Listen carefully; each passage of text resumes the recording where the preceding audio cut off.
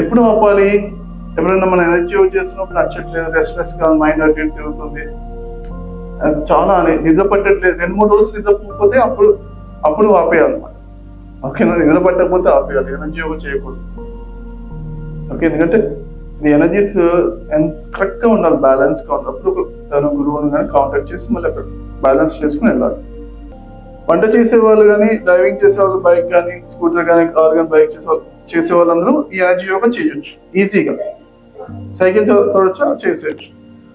ఎందుకు అంటే ఇప్పుడు మనం వంట చేసేటప్పుడు ఏం చేస్తాము, కూర మాడకుండా పని చేయాలి కదా. హైలో పెట్టినా ఏం చేస్తాం, చూసుకుంటే దగ్గర కలుపుకుంటూ చేస్తాం.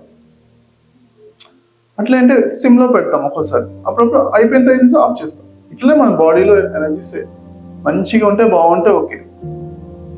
ఇక్కడ అనీజింగ్ ఎనర్జీస్ బాగా పెరిగిపోయి అంటే మనకేంటే relaxation, in energies, young energy రెండు ఉండాలి. మనం మెడిటేషన్ చేస్తున్నాం మధ్యలో, నైట్ పూట కూడా మెడిటేషన్, రిలాక్స్ అయింది, నిద్ర మంచిగా ఉన్నప్పుడు ఎనర్జీ యోగా ఎక్కువ మంచిగా చేయాలి. రెండు బ్యాలెన్స్ గా చేసుకోవాలి. ఓకేనా? పొయ్యి ఆఫ్ చేయాలి, కొంచెం ఆన్ చేయాలి. ఆఫ్ చేయడమే ఏంటి, రిలాక్స్ అవ్వడం అనమాట. ఎనర్జీ యోగా నైట్ పూట రిలాక్స్ అవ్వలేదనుకోండి, ఈ ఎనర్జీస్ పెరిగిపోయి అలానే అవి ఎప్పుడు డాన్స్ చేస్తున్నాయి, నిద్ర పట్టట్లేదు అనుకోండి, అప్పుడు ఇంబ్యాలెన్స్ అవుతుందంటే చూసుకోవాలి. మన మైండ్ లో అన్ని లైఫ్ లో ఇంబ్యాలెన్స్ అవుతుందంటే అక్కడ ఆపేయాలన్నమాట. అక్కడ ఆపలు గురువుల దగ్గరికి వెళ్ళాలి. అప్పుడు ఏం చేయాలి, నేను గురువుల దగ్గరికి వెళ్తే ఎనర్జీ అంటే సీనియర్ మాస్టర్స్ కానీ గురువుల దగ్గరికి వాళ్ళకి ఎనర్జీ వింటున్నాం, బ్యాలెన్స్ అనగానే వాళ్ళ దగ్గరికి రావాలి, వాళ్ళ ఓవరాల్ ఎనర్జీ అంతా బ్యాలెన్స్ అయిపోతుంది.